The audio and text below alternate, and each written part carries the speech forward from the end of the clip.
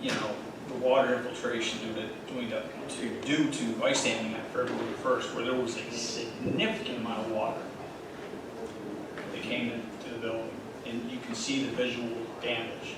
So we knew at that point we were going to have to do something, right? So temporary measures were taken by Mary and Josh worked together. That's why I invited them in there to be part of the discussion. But my advice was that let's have an asbestos survey done, a mold survey, and a lead survey, which is pretty standard practice in the restoration business, which is we'll be doing some demolition, we'll be doing some restoration here. Do we know the scope? No, we don't know. All right? But these surveys, when they're done, will be presented to the insurance company. Okay, so we will know better what the entire scope will be. So the asbestos surveys are required by law.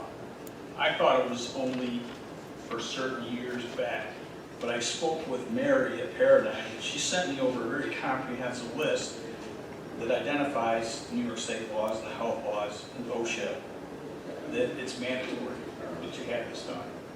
We know that water came into the building, we know that it went on the outside, we know that it came on the inside between the two walls. Whereas you may not see water damage on the outside, but mold could be present on the inside.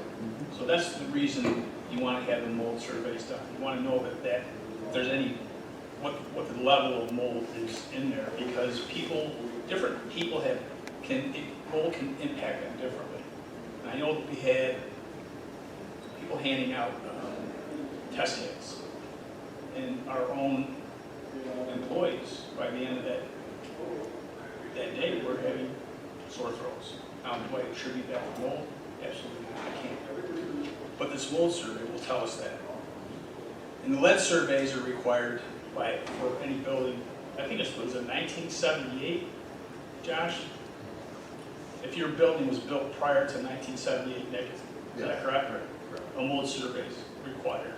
I realize that we just had renovations done down here in 2017, right? So we can't find any surveys that were done back then. For lead? I'm sure. For lead, asbestos, or mold. So it's always good to complete your due diligence for any loss. And that's standard across the industry. So Josh, you want to briefly explain what the temporary measures were? Sure. We called the contractor that did the original work back in 2017 to come and kind of evaluate potential causes. And they proposed to do a temporary measure, which they completed, which was basically caulking all along a seam at the edge of the metal roof. They did indicate that should get us through this current winter season, but it's obviously not a long-term fix. Right. So we're looking at other options to ensure that this sort of thing doesn't happen again. Right. So we brought two different companies in to assess the situation, and one company assessed it. They essentially both feel that it's heat loss that's causing the problem. Right? I have my opinion on it. I agree with that, but I think there's other measures that we can be taking to, prevent this from happening in the future. And we'll talk more about that later. But Josh and I had a good look at the drawings, and Mary and Josh. So we do have currently two estimates from two different companies. But again, it's very important to have these surveys done. We have 3 companies that have submitted bids for the surveys. I read them briefly this evening. I think that the 2 companies that we used to use regularly, one is more comprehensive with respect to their survey, but I want to do a deep dive into it so we make sure we're comparing apples to apples. And John, just because the 3 bids, Paul's here, our finance director, the asbestos, mold, and lead paint, professional service, procurement policy, best practices, go out and get 3 companies, and that's what we did. Right.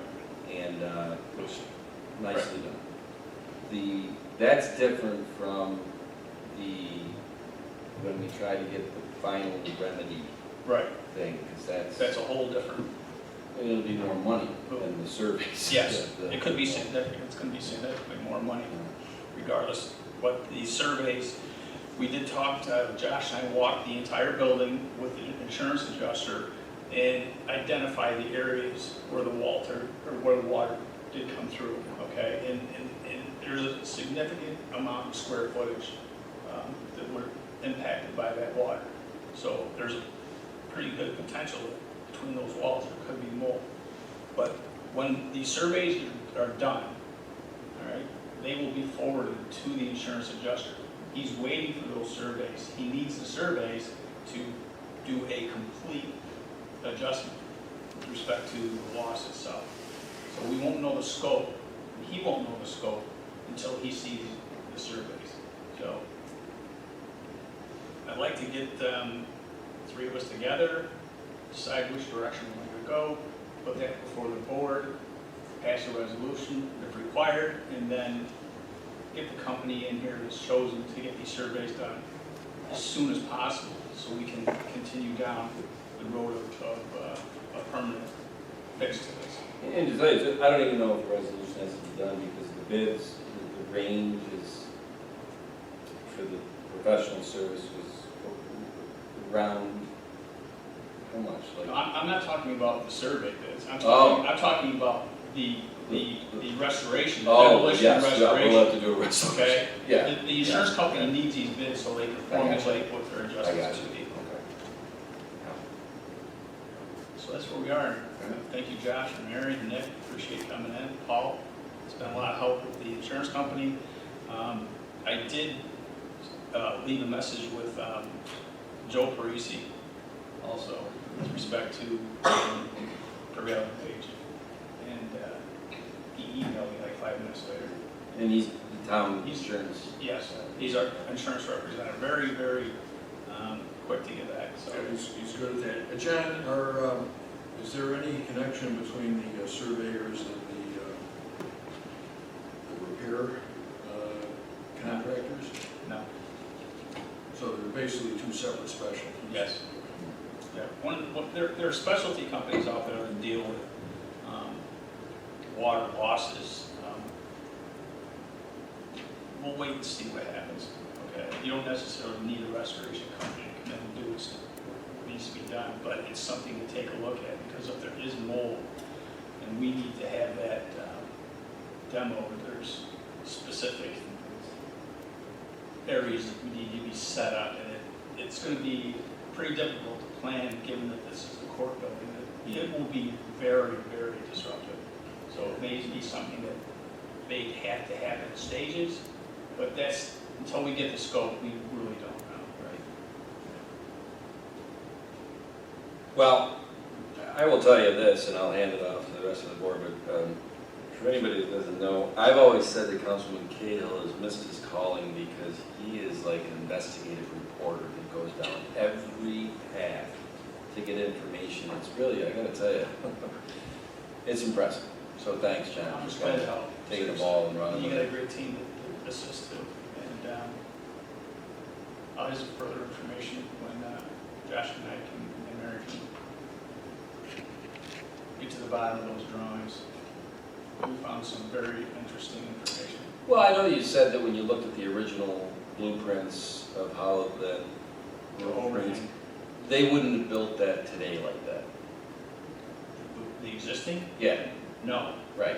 And But I that was, wanna- what was that, 1970 or?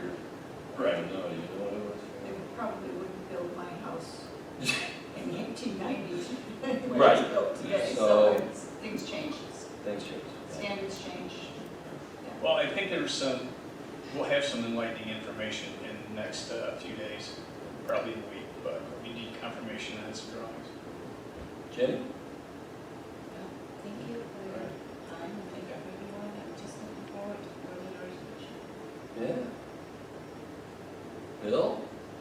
Engineer Bill? He's doing a good job, keep at it. Well, that is the ultimate Thank you, compliment Bill. there, Mr. Cahill.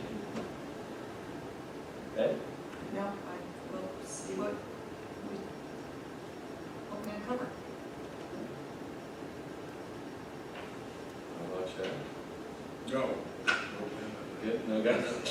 And, geez, I hope Nick and Mary, you don't feel like you got shorted tonight. Are Do you you? have anything to add?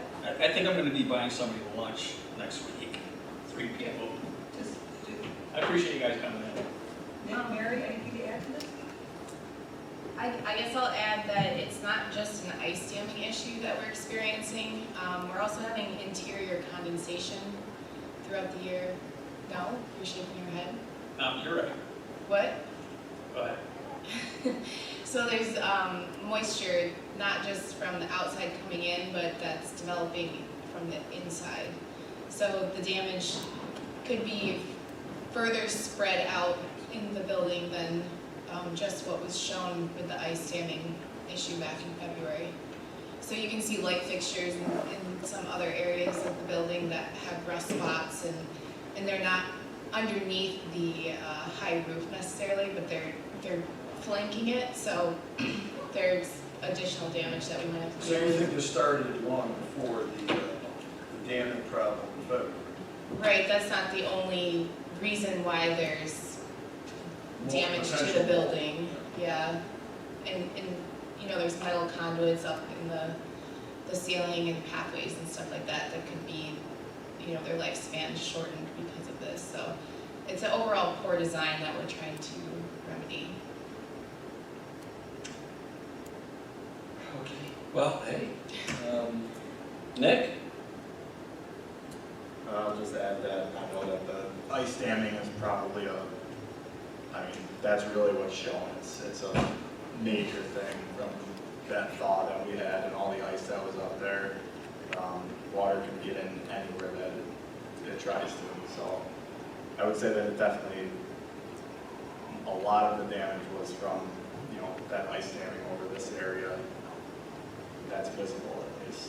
It doesn't help that there's no overhang there either. Yeah. That- And overhang there. The snow comes down and it goes right down the vertical wall and just builds itself up.